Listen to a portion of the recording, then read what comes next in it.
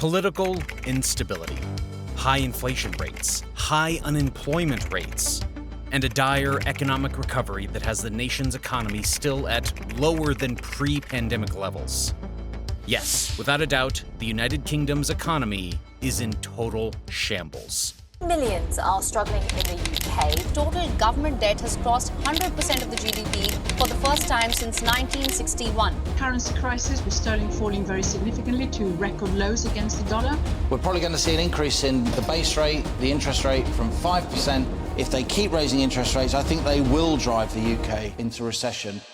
The UK is one of the top global superpowers, and throughout its history, it has never been a stranger to economic challenges. In recent times, however, the kingdom has faced a significant economic crisis that threatens to bring the nation to its knees. And no, I'm not exaggerating this for effect. The UK, as it stands, is barely avoiding a recession on paper, while in reality, millions are already living as though they are in a recession, with a number of those starving expected to grow in the coming months. To say that the situation in the UK is dire is an understatement. And it's compounded upon by several internal and external factors that seemingly make the situation worse daily, not least among them being the nation's political instability and the nation's post-Brexit troubles. In today's video, I'll be discussing all of these factors, potential solutions, and the significant role of politics in this mess. These kinds of factual videos that aren't always rosy, but bring out the realities we need to confront in the world, are not always supported by the YouTube algorithm. This is where you, as a member of the community, can come in. Please drop a like to counter the suppression so that we can face the facts of these crises and hopefully engage meaningful solutions for the betterment of all those affected. Alright, back to the basics. In order to understand the current economic crisis, we need to take a few steps back from the present landscape. In the past, the UK has been no stranger to economic fluctuations, with the last significantly major one, before the current problems, having occurred in 2008, during what was often called the Great Recession. The speed with which we are watching this market deteriorate, we're red everywhere, essentially, down by 4-5%. We're down over 16%. Dow at the same time has fallen about 18%. The global economy was facing its most dangerous crisis for 70 years. Global problems are best dealt with by global action. It's not enough to save the UK economy from going into recession, but I'm afraid it's going to be a very, very difficult year ahead in 2009. The global financial crisis of 2008 and the aftermath that came from dealing with the fallout shaped the modern economy, and with it, its present painful shortcomings. Perhaps that is where the root of the current problem stems from. This 2008 crisis, that most of you may be all too familiar with, originated in the United States with the collapse of the Lehman Brothers. The collapse of this mega company triggered a domino effect that spread across the globe like a wildfire. The UK, being heavily reliant on its financial sector, was hit pretty hard by this crisis, harder than any contingencies they could contain. Banks faced severe liquidity problems and were forced to seek government bailouts to stay afloat. This led to a contraction in credit availability, causing businesses to struggle and unemployment rates to rise. And you don't need me to tell you what unemployment amidst an economic crisis can do.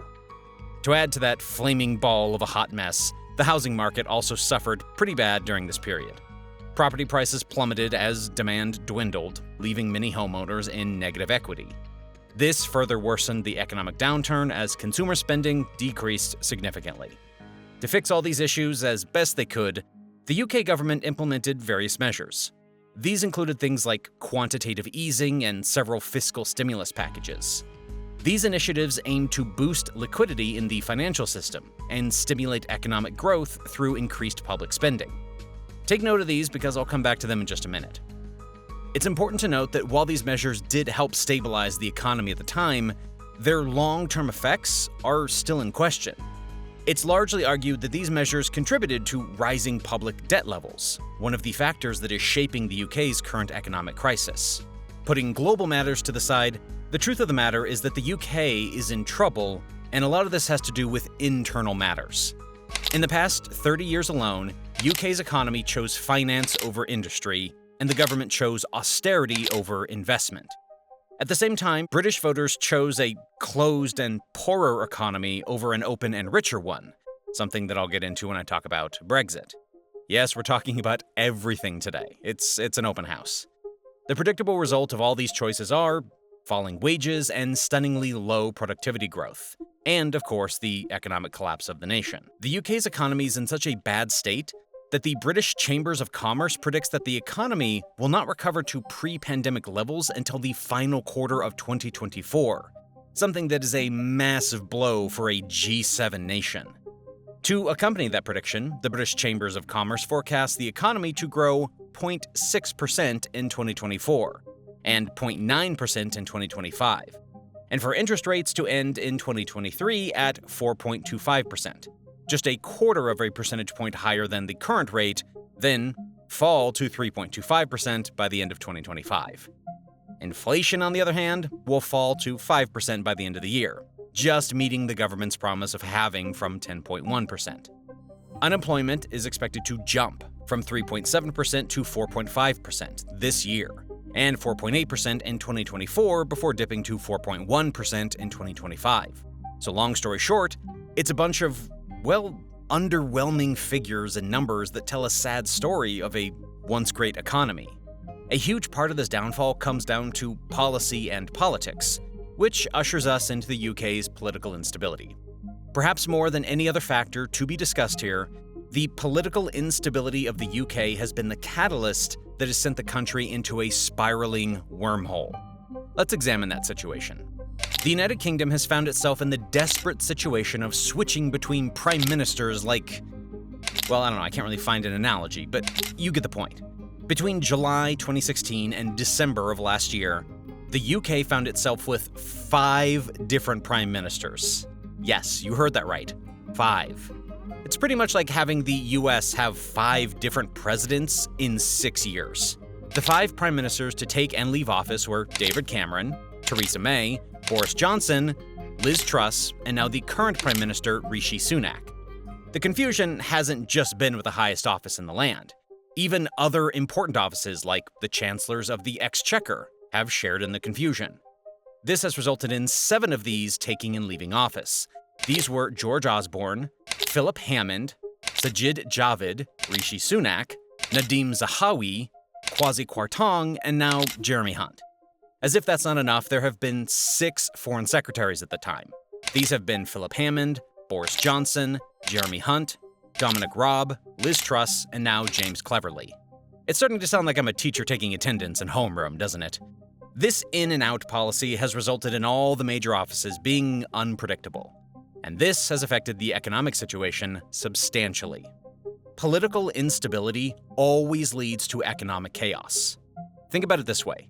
Policy is put in place by policymakers and leaders of a nation. If each policymaker or leader has a different outlook and strategy, and yet several of them keep assuming and exiting office, then, well, the policy itself becomes a tangled, disheveled web. And while we're on that, let's take a look at the recent prime ministers that I mentioned, and the problems that happened during their reigns. Each of their mistakes laid seeds that further hurt the economy. The best place to begin with is with former Prime Minister David Cameron. He's the man who started it all when he called for a referendum on leaving the European Union. The decision taken in 1975 by this country to join the common market has been reversed by this referendum. And I have therefore been able to certify the result of the referendum on the UK's membership of the European Union. The UK has voted to leave the European Union. One thing that will not change is the special relationship that exists between our 2 nations. It is a historic moment, but for sure not a moment for hysterical reactions. I will talk more about this Brexit referendum later in the video.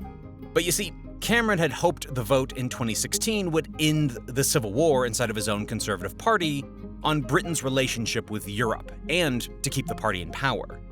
This mindset was a gross miscalculation of historic proportions. It's been a mistake that has echoed through Britain's history and future. The result of the Brexit referendum changed the course of history, as we all know.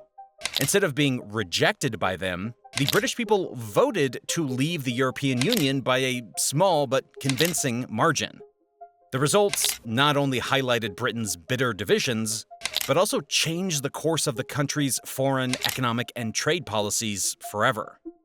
At that time, it was theorized by political scientists and economists that leaving the EU would make the island nation poorer and politically less relevant. It was hard to imagine then, but now in hindsight, well, they were right. I'll explain more about this in just a minute. Once the vote was made and Brexit was a thing, it then became clear that no one, including the architects of the Brexit vote like Boris Johnson, had a real plan for it. Again, no one had really thought that the referendum vote would lean towards leaving the EU, as after all, it had been a bluff by Cameron.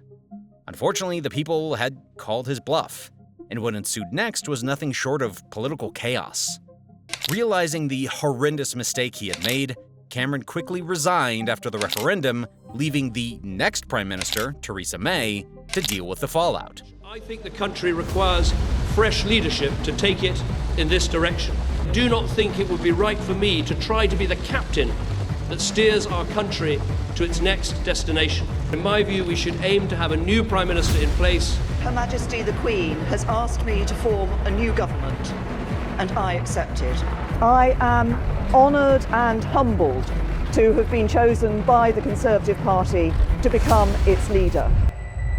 Theresa May's tenure as a Prime Minister was, well, it was something like this. Her legacy will forever be defined by failures, public humiliations, and catastrophic political miscalculations. In her defense, some of these were out of her hands, but some of them were on her and her inability to see beyond what she believed in. Many of her decisions had a direct negative impact on her ability to lead. The problem for May wasn't just that British politics had been deadlocked for the best part of 3 years, but that she had repeatedly engineered ways to erode and undermine her own authority. By the time she started to realize how deep of a hole she was in, May had lost the confidence of the MPs, members of her own party, and even her own cabinet. In fact, not even EU leaders trusted her by the time she was done in office. She was even called the appeaser, given how she flip-flopped to try to make everyone happy at the detriment of the country.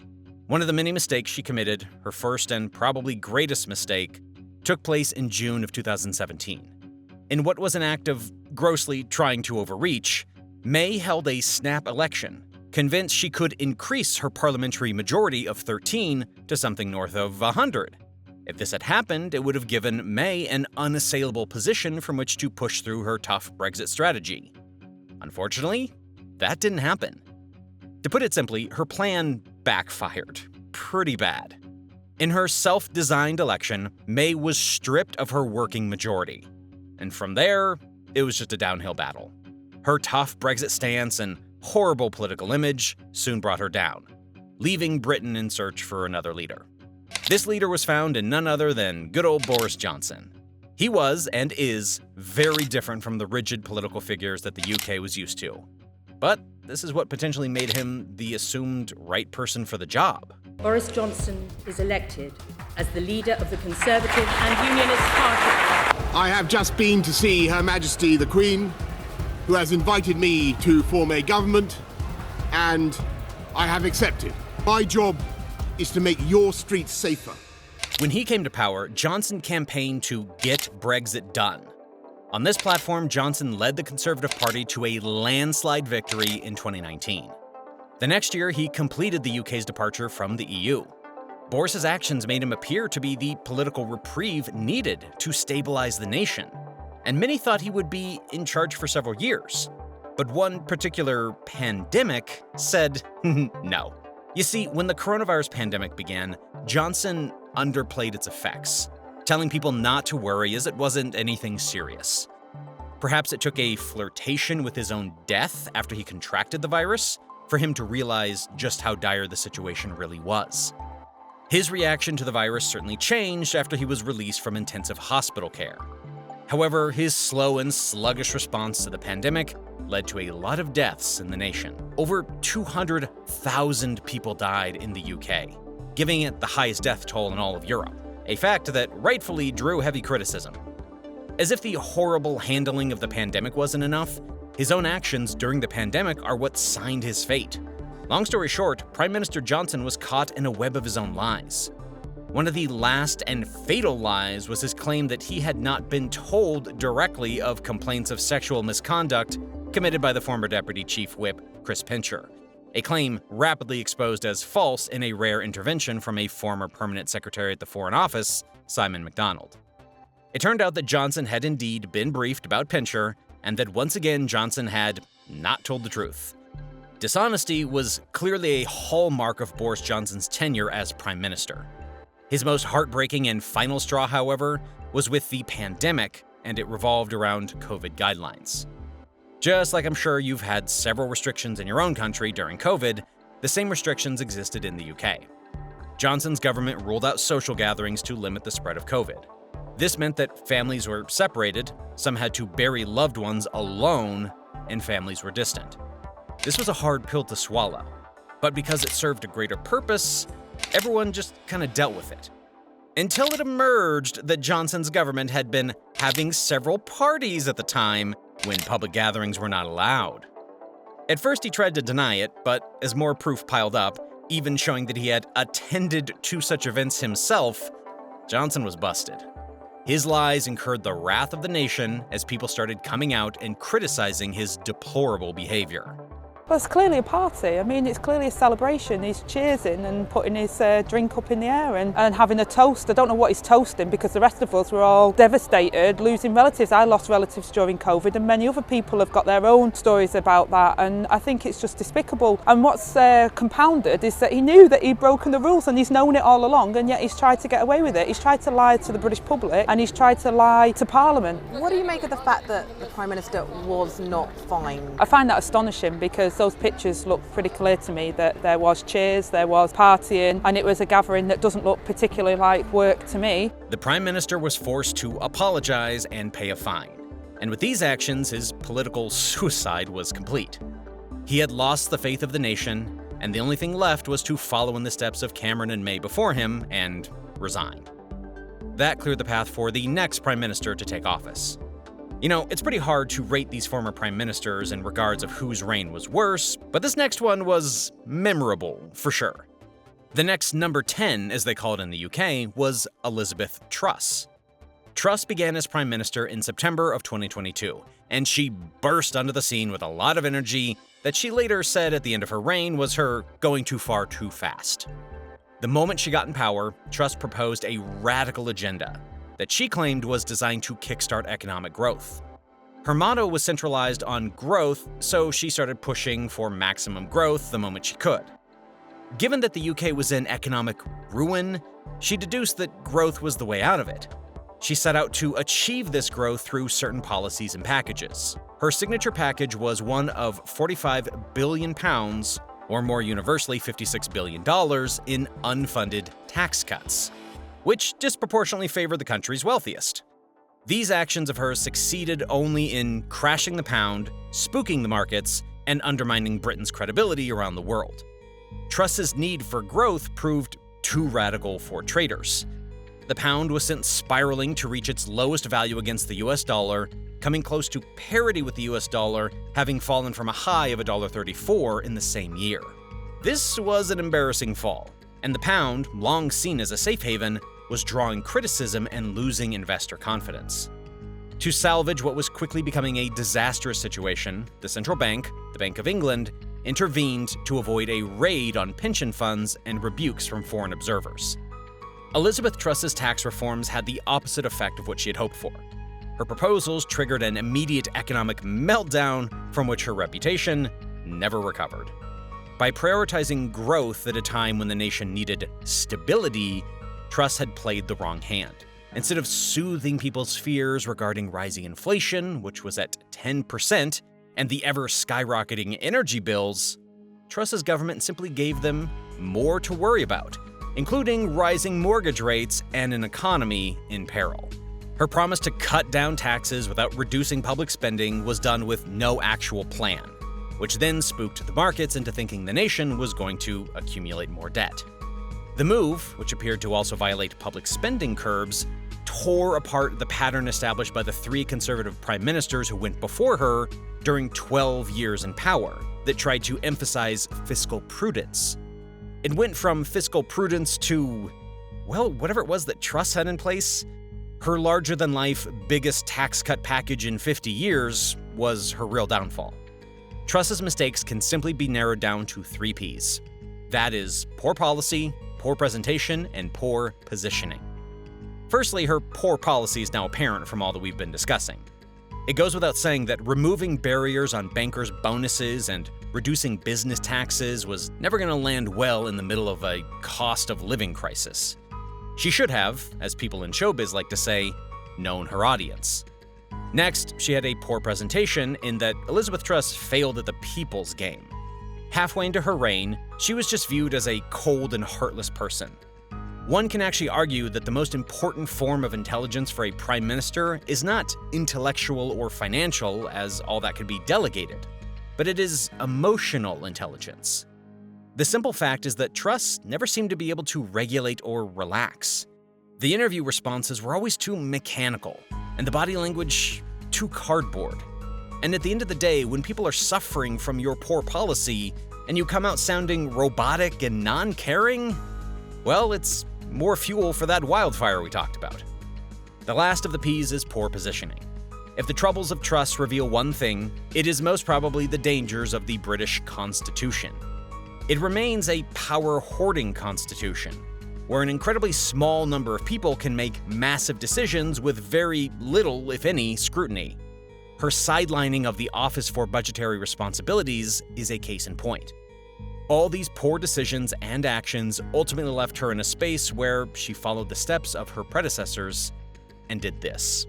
I came into office at a time of great economic and international instability. Breaking news coming out of Downing Street. The UK Prime Minister, the embattled Prime Minister Liz Truss, in office now for only 6 weeks, announced that she is resigning as leader of the Conservative Party. I have therefore spoken to His Majesty the King to notify him that I am resigning as leader of the Conservative Party. The funniest part is that all this took place within a period of just 44 days. Yes, that's how long Elizabeth Truss was in the Prime Minister's office. One thing to note is that 2 of these prime ministers we've mentioned have had one crucial flaw, and that is overpromising and under-delivering. In the case of Johnson, his promise was that of a cost and trouble-free Brexit, something nearly impossible to do. With Truss, there were unfunded tax cuts, something which is actually impossible to do. These fatal flaws would prove to be the bane of these great men and women, and possibly the deaths of their political careers. Truss was replaced by Rishi Sunak, a man who took office as the youngest prime minister in 200 years, and probably the richest one ever. He is also the first prime minister of color and the first Hindu prime minister as well, something that is actually quite the landmark. I've just been to Buckingham Palace and accepted His Majesty the King's invitation to form a government in his name. The UK has a new Prime Minister, Rishi Sunak, a former investment banker. Sunak became the first person of colour to lead the United Kingdom. This government will have integrity, professionalism, and accountability at every level. Sunak inherited an economy in shambles. With bad policy, large debts, and the aftermath of COVID, Sunak had quite a task on his hands. This task, however, is proving more gargantuan than one would have initially thought. The Prime Minister set out 5 policies at the start of the year, which were to have inflation, grow the economy, cut NHS waiting lists, reduce the national debt, and stop small boat crossings. Unfortunately, almost halfway through the year, a poll by Ipsos UK found more than 50% of people think the government is doing a bad job on almost all of these priorities. The public's top priority, according to the poll, was easing the cost of living, with 59% listing it as important, followed by ensuring people can get NHS treatment more quickly at 54%, and reducing NHS waiting lists by 51%. All this said, 60% of the masses said the government was doing a bad job at easing the cost of living, with only 18% saying it was doing a good job, and 62% thought it was not delivering on reducing NHS waiting times. Basically, the verdict was that Sunak was not the man for the job. However, there is still some time to go, so this is a perception that can change. What is clear is this: Sunak could possibly be the Conservative government's last chance at the office. After 5 consecutive failures, people might start to lean closer to the Labour Party. And given that the general election is not too far off, there is everything to lose for them. So this was the political mess that further worsened the UK's economic collapse. Now let's dive into some of the more direct economic factors that I've alluded to, and some that have made the economic challenges unbearable. To this effect, let's start with the long-teased Brexit, perhaps the UK's largest self-inflicted wound. Alright, just so we're all on the same page, Brexit is the name given to the United Kingdom's departure from the European Union. It is a combination of Britain and exit, something I'm pretty sure you guys have already pieced together. What brought about this dilemma in the first place, as I've previously hinted at, was, well, politics. When David Cameron became the Prime Minister of Britain in 2010, as head of the Conservative Liberal Democratic coalition, he had to withstand pressure about a Europe vote from the No-Exit UK Independence Party, and from restive Eurosceptics in his own party. Finally, in 2013, he promised an in-out referendum on EU membership if the Conservatives won the election in 2015. He secured an absolute majority in 2015, and hence the referendum. This referendum was then held on the 23rd of June, 2016. The question facing the voters was, should the United Kingdom remain a member of the European Union or leave the European Union? Surprisingly, 51.89% of voters voted to leave the EU, in what was a shock decision for the entire world. These actions then resulted in the UK leaving the EU on the 31st of January, 2020. As of the 1st of January 2021, relations between the UK and the EU are based on the Trade and Cooperation Agreement, an ambitious agreement, but one that amounts to a major change for citizens, companies, and public authorities in both the EU and the UK. This is where the problem lies. Brexit has resulted in many changes for the UK, many of which have negatively affected the economy. The first major blow has been to trade.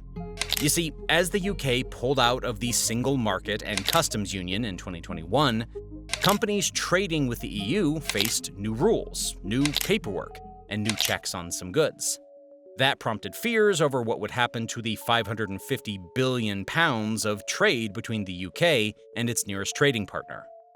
True to the fears, trade in goods with the EU fell sharply after the Brexit transition period ended, with UK imports from the EU dropping by approximately 25% more than UK imports from the rest of the world, a trend which persisted through 2021. A recent revision to the official trade data has showed a slight uplift in imports compared to previous data, but the EU imports are still shown to have underperformed the non-EU ones, as you can see on screen. The information revealed has been consistent with other studies showing that the short-term shortfalls in imports after leaving the EU has ranged between 14 to 25%, with that of exports around 6%. This would imply that the short-term trade hit has been greater than forecast before and after the referendum. What this basically means is that UK trade has suffered from Brexit quite significantly. When you factor in that by being separated from the EU, there is now a complexity of supply chains, with trade in intermediate goods being affected more rapidly due to the expectation of future trade barriers. This comes even though the UK government has delayed the introduction of most border checks on EU products. You can only imagine what will happen when that is no longer the case. In the meantime, this also puts UK businesses at a competitive disadvantage compared to EU ones. And when there is a competitive disadvantage, it most likely results in a loss of business, and hence a loss of revenue.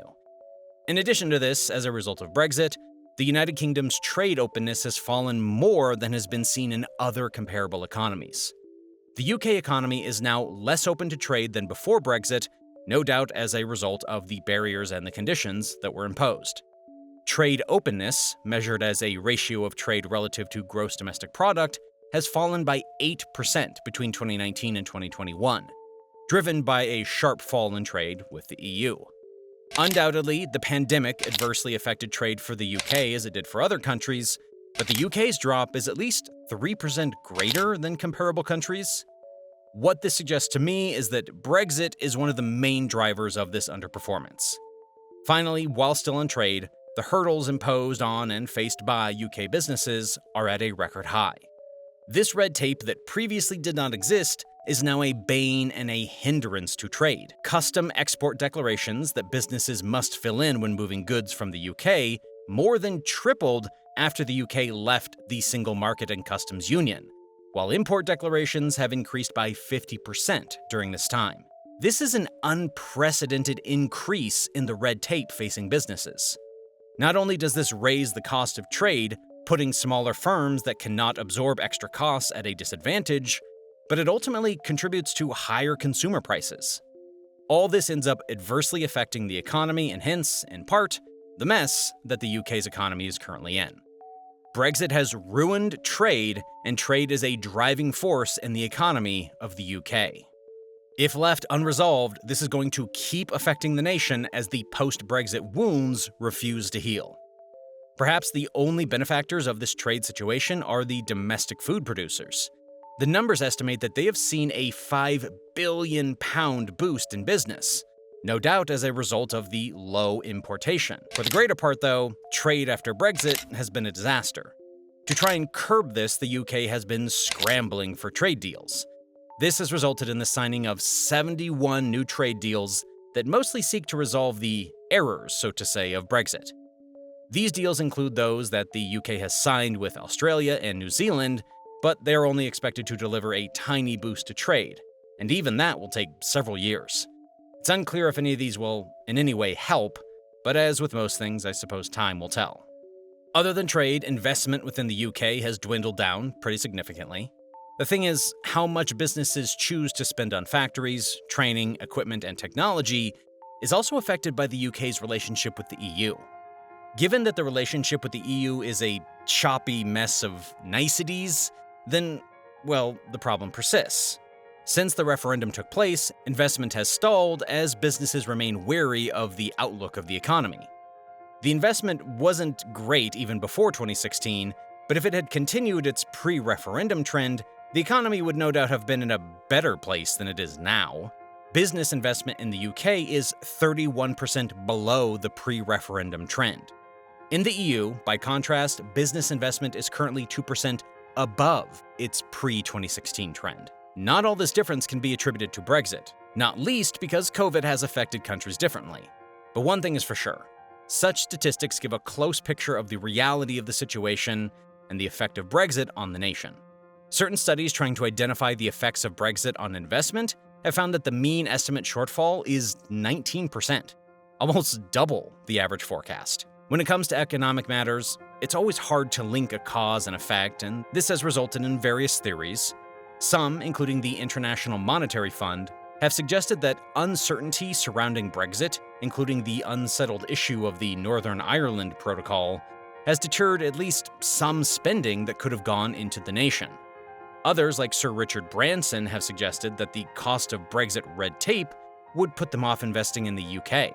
To be quite frank, as the Tony Blair Institute for Change puts it, Britain's overall economic performance today is worse than forecast before and after the 2016 referendum. The UK economy is estimated to be 5.5% poorer now than it would have been if it stayed in the EU. This is supported by a study done by the Centre for European Reform that compares the UK's current performance with a counterfactual UK that did not leave the EU. Imports and exports of goods have been hit significantly, and so has investment. It's estimated that had the UK stayed in the EU, tax revenues would have been about £40 billion higher than today. That is money that could have been funding schools, healthcare, and being used to better the economy. That is also money that would have been put in people's pockets, creating a better life for them than, well, this. Another great effect of Brexit that has impacted the UK's economy has been around the area of jobs. Leaving the EU also meant changes to the rules on the free movement of labor, and the introduction of a points-based immigration system that has prompted complaints from unlikely quarters. These include people like the chief executive of the fashion chain Next, Lord Wolfson, and Wetherspoon's boss Tim Martin, who both supported Brexit, but now have called for the UK to let in more workers. A study has shown that there are 330,000 fewer workers in the UK as a result of Brexit. Because most of these shortages are in sectors such as transportation, hospitality, and retail, the job shortages have affected those areas harder than others. Some commenters argue that these constraints will persuade businesses to boost staff skills and invest more. That may be true, but in the meantime, the economy of the UK is gonna keep suffering. Moving on to other banes of the economy, we have the deeply rooted structural challenges and income inequality within the UK. Income inequality, for one, has been a persistent issue, with wealth disproportionately concentrated among certain sections of society. The UK's income inequality is so high, it is far above that of other developed countries. Let's look at some numbers, shall we? The majority of households in the UK have disposable incomes below the mean income, which as of last year was £32,300. This includes wages and cash benefits, and that is after direct taxes like income tax and council tax, but not indirect taxes like VAT. The median income was rising by 2.2% on average for the last 5 years before the pandemic.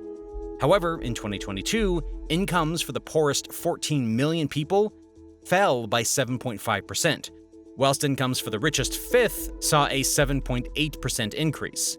In 2022, households in the bottom 20% of the population had, on average, an equivalized disposable income of £13,218, whilst the top 20% had £83,687. As can be seen here, when the original incomes are compared, the difference is even more striking. Let me break it down for you in simple terms. The richest fifth in the UK had an income more than 12 times the amount earned by the poorest fifth. Now that's what you call income disparity. All of this is just on income. Wealth in Great Britain is even more unequally divided than income. In 2020, it was calculated that the richest 10% of households hold 43% of all wealth.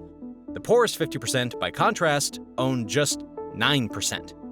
More than that, for the UK as a whole, it was found that the top 0.1% had a share of total wealth double between 1984 and 2013, reaching 9%. Such disparities not only hinder social cohesion, but also impede long-term economic growth by limiting consumption and investment opportunities for a significant portion of the population. Given that the UK has a lot of this going on, it's no wonder the income and structural inequality within the system has reached a point where it's affecting the economy massively. Some of the austerity measures taken by the government in recent years have also served to deepen structural inequality, further fueling the problem. For example, in response to the economic crisis, the UK government implemented austerity measures, aiming to reduce public spending and addressing the budget deficit. While these measures were initially lauded for their fiscal prudence, they have led to unintended consequences. You see, the cuts in public services, welfare, and healthcare have had a detrimental impact on vulnerable populations, further worsening social inequality and dampening overall consumer confidence and spending. What is the end result of all this? More inequality and a heavy negative impact on the economy because of it. The list of factors contributing to the UK's economic decline cannot be complete without an honorable mention of the pandemic. The pandemic caused a severe recession, with an unprecedented drop in GDP during the first national lockdown in 2020. Between April and June of 2020, the height of the first national lockdown, GDP fell by a record 19.4%, before rebounding by 17.6% as the country reopened over the summer. This level of change in GDP has not been seen since 1955. To keep the nation from spiraling, numerous policies were introduced by the government and the Bank of England in order to support businesses and workers and mitigate at least some of the negative economic impacts of the pandemic and lockdowns. These measures were designed to keep businesses afloat and as many people as possible employed. The measures financially supported businesses, workers, and the wider public during the pandemic, as well as attempting to reduce economic uncertainty. The key word there is attempt. The pandemic hit the UK hard, and the economic fallout is still felt to this day. As disastrous a path as the UK was already on, a global pandemic certainly did not help anything at all. If anything, it was gasoline on an already burning bonfire of an economy. Okay, so after all the problems have been discussed, the question is, what's next? Well, addressing the UK's economic crisis requires a multifaceted approach involving both short-term and long-term measures. Firstly, the government must provide clarity and stability regarding Brexit. ensuring a smooth transition and establishing robust trade agreements with key partners. While on that part, there needs to be political stability in the nation, with fewer turnovers and more permanent faces. This will assure the masses and the businesses that some structure is in place. The UK's political matters must be sound. Second, efforts should be made to diversify the economy, focusing on sectors with growth potential and fostering innovation and entrepreneurship. Only then can the economy benefit. It is also key that the government implements policies aimed at reducing income inequality, investing in education and skills development, and promoting sustainable economic practices that can contribute to long-term stability and inclusive growth. Of course, I understand that a lot of this is easier said than done, but if it's executed well, it could result in a turnaround for the economy. At the end of the day, the UK is a top economy, and its shortcomings are felt not just in the UK, but on an international level as well. If the UK can navigate its way out of this crisis and achieve a more resilient and prosperous economy that benefits all of its citizens, even those at the international table can eat as well. I suppose now it's just a matter of time to see where the economic and political matters in the UK unravel, and whether or not the UK can withstand all the pressures that it currently faces.